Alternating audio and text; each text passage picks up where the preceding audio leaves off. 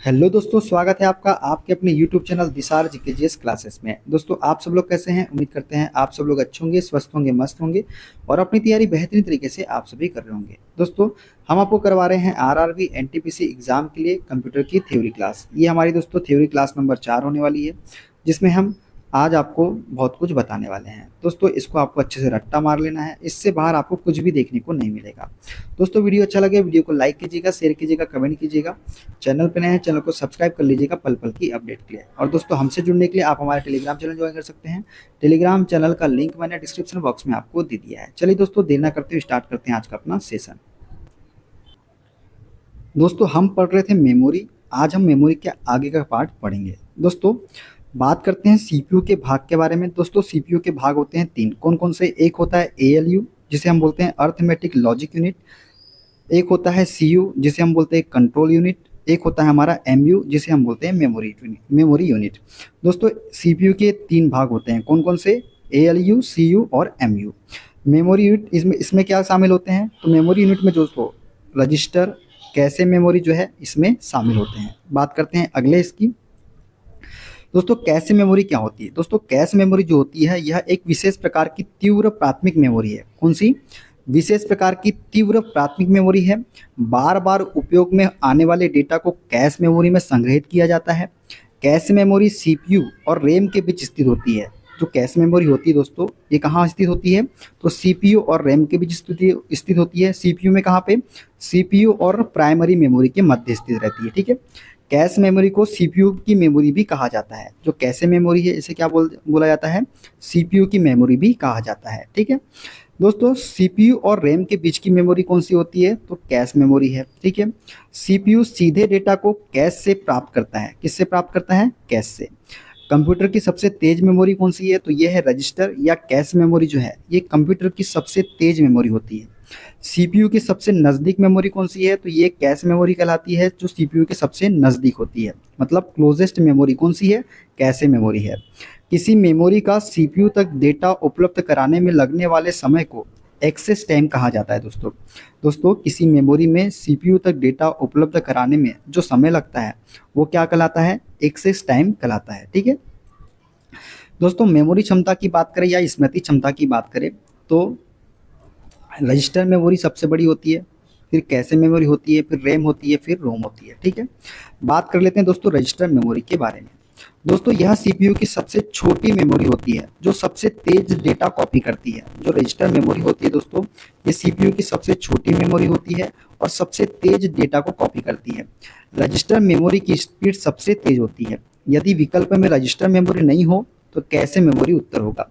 दोस्तों, विकल्प में यदि सबसे तेज डेटा कॉपी करती है रजिस्टर मेमोरी ऑप्शन में नहीं दिया गया है तो कैशे मेमोरी देखिएगा, कैशे मेमोरी इसका राइट आंसर होगा। ठीक है, देखते हैं अगला।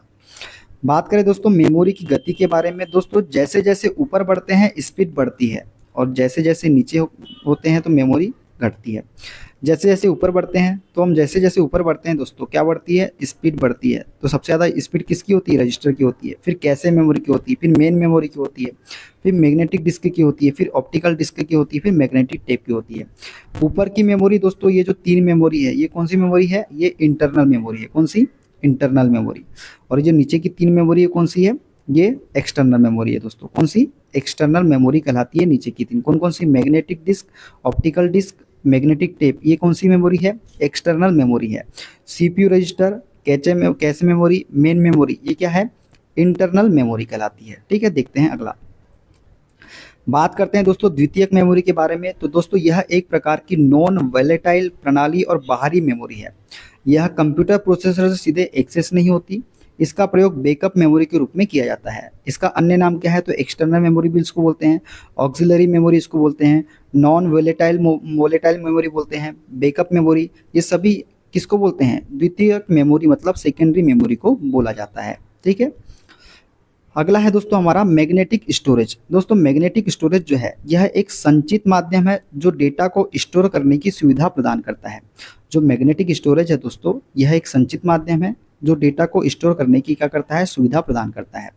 मैग्नेटिक स्टोरेज के उदाहरण कौन कौन से हैं? तो मैग्नेटिक टेप हो गया, फ्लॉपी डिस्क हो गया, हार्ड डिस्क ड्राइव हो गया, जिप फाइल्स हो गया, विंचेस्टर डिस्क हो गया, ये सभी क्या है, मैग्नेटिक स्टोरेज है। ठीक है। अगला है दोस्तों ऑप्टिकल स्टोरेज। दोस्तों ऑप्टिकल स्टोरेज जिसमें डेटा को लेजर से लिखा जाता है या पढ़ा जाता है। ऑप्टिकल स्टोरेज में क्या होता है, डेटा को लेजर से लिखा जाता है या फिर पढ़ा जाता है। इसमें डेटा जो है बाइनरी फॉर्म में संग्रहित होता है। इसके लिए लेज़र बीम टेक्नोलॉजी का प्रयोग किया जाता है। किसके लिए, ऑप्टिकल स्टोरेज के लिए। उदाहरण की बात करें तो CD रोम इसका उदाहरण हो गया, DVD रोम हो गया, DVD रैम हो गया, वॉर्म हो गया, ये सभी क्या है, ऑप्टिकल स्टोरेज है। ठीक है। देखते हैं अगला, बात करते हैं फ्लैश मेमोरी की। तो दोस्तों यह एक स्थायी सेमीकंडक्टर सेकेंडरी मेमोरी है। क्या है, यह एक स्थायी सेमीकंडक्टर सेकेंडरी मेमोरी है जिसे विद्युत की सहायता से कई बार मिटाया जा सकता है और पुनः प्रयोज्य भाग को प्रोग्राम या डाटा से लोड किया जा सकता है। फ्लैश मेमोरी के उदाहरण कौन कौन से हैं, तो USB ड्राइव हो गया, थंब ड्राइव हो गया, फ्लैश ड्राइव हो गया, मेमोरी कार्ड हो गया, डिजिटल कैमरा मेमोरी कार्ड हो गया, ये सभी क्या है, फ्लैश मेमोरी है। ठीक है। देखते हैं अगला, अगला है दोस्तों हमारा FDD मतलब फ्लॉपी डिस्क ड्राइव। इसका फुल फॉर्म याद रखना है आपको, क्या होता है, floppy disk drive. Floppy disk का दूसरा नाम फ्लॉपी डिस्केट भी है। क्या है, फ्लॉपी डिस्केट। फ्लॉपी डिस्क 3 प्रकार की होती है दोस्तों, एक होती है 8 इंच की 80 KB वाली, एक होती है 5.25 इंच की 360 KB से 1.2 MB इसका होती है, 3.5 इंच की होती है जो 720 KB से 1.44 MB होती है। विंडोज़ फॉर्मेट में आमतौर पर 3.5 इंच मतलब 3.5 इंच फ्लॉपी डिस्क का उपयोग होता है। ये मेन पॉइंट है दोस्तों जो आपको याद रखना है, जो विंडोज़ फॉर्मेट होता है उसमें 3.5 इंच फ्लॉपी डिस्क का उपयोग किया जाता है। ठीक है। देखते हैं अगला दोस्तों, अगला है दोस्तों हमारा HDD हार्ड डिस्क ड्राइव। दोस्तों HDD को जो है फिक्स्ड डिस्क भी कहा जाता है। इसमें जो स्टोरेज क्षमता होती है क्या होती है, बहुत उच्च होती है। जैसे 256 GB इसी में होता है, 512 GB, 1 टेराबाइट, ये जो है इसकी स्टोरेज क्षमता होती है। दोस्तों इसे जोड़ने के लिए उपयोग किए जाते हैं, दोस्तों इसे जोड़ने के लिए ATA का उपयोग किया जाता है, SATA का उपयोग किया जाता है, PATA का उपयोग किया जाता है और SCSI का उपयोग किया जाता है। अब ATA का फुल फॉर्म क्या है, एडवांस टेक्नोलॉजी अटैचमेंट। SATA का फुल फॉर्म क्या है, serial advance technology attachment. PATA का फुल फॉर्म क्या है, तो parallel advance technology attachment. SCSI का फुल फॉर्म क्या है, तो स्मॉल कंप्यूटर सिस्टम इंटरफेस। ये क्या है, SCSI का फुल फॉर्म है। ये सभी के फुल फॉर्म आपको याद रखना है। देखते हैं अगला क्वेश्चन। दोस्तों हार्ड डिस्क के बारे में विशेष जानकारी क्या रखना है आपको याद, दोस्तों हार्ड डिस्क के अंदर एक डिस्क घूमती है। इसके घूमने की गति को RPM रिवॉल्यूशन पर मिनट में मापा जाता है। जो हार्ड डिस्क है दोस्तों इसकी घूमने की गति को किस में मापते हैं, तो RPM में मापते हैं। सामान्य हार्ड डिस्क की गति कितनी होती है, तो ये होती है 5400 RPM से 7200 RPM तक के होती है सामान्य हार्ड डिस्क की गति। ठीक है दोस्तों, अब हम पढ़ेंगे कंप्यूटर सिस्टम के बारे में। क्या, किसके बारे में, कंप्यूटर सिस्टम के बारे में। दोस्तों कंप्यूटर सिस्टम 3 भागों में बांटा गया है। जो कंप्यूटर सिस्टम है दोस्तों ये 3 भागों में बांटा गया है। पहला है हार्डवेयर, दूसरा है सॉफ्टवेयर, तीसरा है ह्यूमनवेयर। बात करते हैं हार्डवेयर की दोस्तों, तो दोस्तों जिन्हें हम छू और देख दोनों सकते हैं उन्हें हार्डवेयर कहते हैं। जिसे हम छू भी सकते हैं और देख भी सकते हैं वो क्या कहलाते हैं, हार्डवेयर कहलाते हैं। इसे स्पर्शनीय उपकरण भी कहा जाता है। जो हार्डवेयर है इसे क्या कहा जाता है, स्पर्शनीय उपकरण भी कहा जाता है। ठीक है। अगला बात करें दोस्तों, तो वे डिवाइस जो सॉफ्टवेयर को कमांड देती है या सॉफ्टवेयर की कमांड पर कार्य करती है वही क्या है, हार्डवेयर है। हार्डवेयर के प्रकार कौन कौन से हैं, तो इनपुट डिवाइस हो गया, processing device, storage device, output device, communication device, ये सभी क्या है, हार्डवेयर के प्रकार है। अब एक एक करके देखते हैं दोस्तों।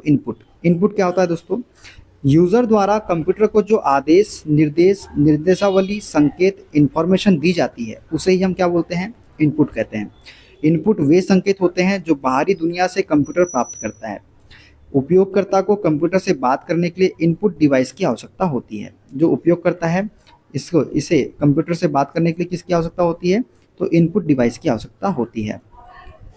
इनपुट डिवाइस दोस्तों अब इनपुट डिवाइस क्या है, तो दोस्तों वे डिवाइस जिनके द्वारा हम कंप्यूटर को डेटा, शब्द, संकेत, निर्देश, आदेश, इंफॉर्मेशन देते हैं उन्हें इनपुट डिवाइस कहा जाता है।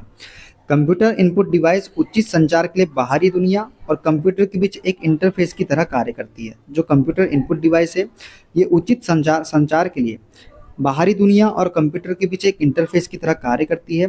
यह उपयोगकर्ता को कंप्यूटर पर डेटा और सूचना भेजने में सक्षम बनाती है। जो इनपुट डिवाइस होती है क्या करती है, उपयोगकर्ता को कंप्यूटर पर डेटा और सूचना भेजने में सक्षम बनाती है। ठीक है दोस्तों, इनपुट डिवाइस को जो है पेरिफेरल डिवाइस का एक भाग माना जाता है। जो इनपुट डिवाइस है इसे पेरिफेरल डिवाइस का एक भाग माना जाता है, या पेरिफेरल डिवाइस भी कहा जाता है। इसे क्या कहा जाता है, peripheral device. Input device user data की स्वीकृति करती है। ये कंप्यूटर को डेटा प्राप्त करने में मदद करती है। कौन सी, इनपुट डिवाइस। अब इनपुट डिवाइस कौन कौन सी है, तो दोस्तों सभी हम बताते हैं आपको।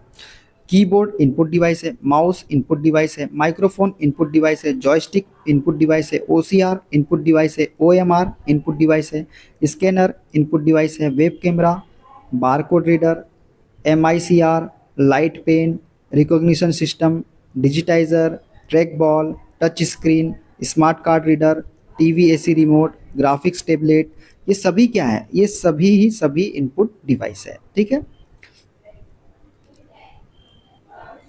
अब बात करते हैं दोस्तों हम कीबोर्ड के बारे में। दोस्तों कीबोर्ड के प्रकार, दोस्तों कीबोर्ड एक होता है स्टैंडर्ड कीबोर्ड और एक होता है मल्टीमीडिया कीबोर्ड। दोस्तों स्टैंडर्ड कीबोर्ड में कितनी बटन होती है, तो 104 बटन होती है। और मल्टीमीडिया कीबोर्ड में कितनी बटन होती है, तो कोई निश्चित बटन संख्या नहीं होती मल्टीमीडिया कीबोर्ड में। अब कीबोर्ड है क्या, दोस्तों कीबोर्ड जो है कंप्यूटर में अक्षर, संख्या, चिन्ह आदि जानकारी लिखने के लिए या कोई की दबाकर कुछ डेटा इनपुट या लिखने के लिए कीबोर्ड का उपयोग किया जाता है। यही क्या है, कीबोर्ड है। देखते हैं कीबोर्ड के आविष्कार की बात करें दोस्तों, तो कीबोर्ड का आविष्कार जो है क्रिस्टोफर लेथम सोल्स ने किया था। किसने किया था, क्रिस्टोफर लेथम सोल्स ने। कीबोर्ड की प्रमुख कुंजियां के बारे में बात करें दोस्तों, तो अल्फाबेटिक कीज जिनकी संख्या कितनी होती है, 26 होती है। फंक्शन कीज जो कि F1 से F12 तक होती है, इनकी संख्या कितनी होती है, कुल 12 होती है। नंबर कीपैड इनकी कुल संख्या कितनी होती है, तो 17 होती है। नेविगेशन कीज की बात करें दोस्तों, दस्तावेज आदि इधर उधर जाने के लिए प्रयोग होता है किसका, नेविगेशन की का। जैसे एरो की हो गया, होम की हो गया, एंड की हो गया, पेज अप हो गया, पेज डाउन हो गया, डिलीट हो गया, इंसर्ट, ये सभी क्या है, नेविगेशन की है। अब विशेष कुंजिया की बात करें दोस्तों, तो मॉडिफायर की, संशोधक कुंजिया, इनका उपयोग किसी अन्य बटन के साथ मिलाकर किया जाता है। जैसे कंट्रोल, शिफ्ट, आल्टर, विंडोज़ की, इनका उपयोग उनका उपयोग जो है किसी अन्य बटन के साथ मिलाकर किया जाता है। जैसे कंट्रोल दबाएंगे, शिफ्ट दबाएंगे, आल्टर दबाएंगे, विंडोज़ दबाएंगे, उसके साथ जैसे कॉपी करना है कंट्रोल+C, पेस्ट करना है कंट्रोल+P। तो ये पंक्चुएशन कीबोर्ड। अब बात करते हैं पंक्चुएशन कीबोर्ड की, तो इसमें कुल 14 कुंजियाँ होती है। सबसे लंबी कुंजी होती है स्पेस बार। कीबोर्ड की सबसे लंबी बटन भी कौन सी होती है, स्पेस बार होती है। ठीक है, देखते हैं अगला। अन्य महत्वपूर्ण बटन की बात करें दोस्तों, तो बैक स्पेस बटन, कर्सर के बाई और एक अक्षर को हटाने के लिए किसका उपयोग करते हैं, बैक स्पेस बटन का। डिलीट बटन, कर्सर के दाई ओर के अक्षर को हटाने के लिए। ESC की का, किसी कमांड को रद्द करने या ड्रॉप डाउन लिस्ट को बंद करने के लिए। इंटर की का, अगली पंक्ति में जाने के लिए करते हैं उपयोग। नंबर लॉक का, इसे चालू करने से न्यूमेरिक कीज चलती है। अगर नंबर लॉक चालू करोगे तो क्या होगा, न्यूमेरिक कीज चलती है। कैप्स लॉक, चालू करने पर सभी कैपिटल लेटर्स, बंद करने पर स्मॉल लेटर टाइप होते हैं। शिफ्ट की से क्या होता है, किसी भी अक्षर को बड़ा बनाने के लिए शिफ्ट की का उपयोग करते हैं। स्क्रॉल लॉक का, पेज को स्क्रॉल करने की प्रक्रिया बंद या चालू करने के लिए स्क्रॉल लॉक का उपयोग करते हैं।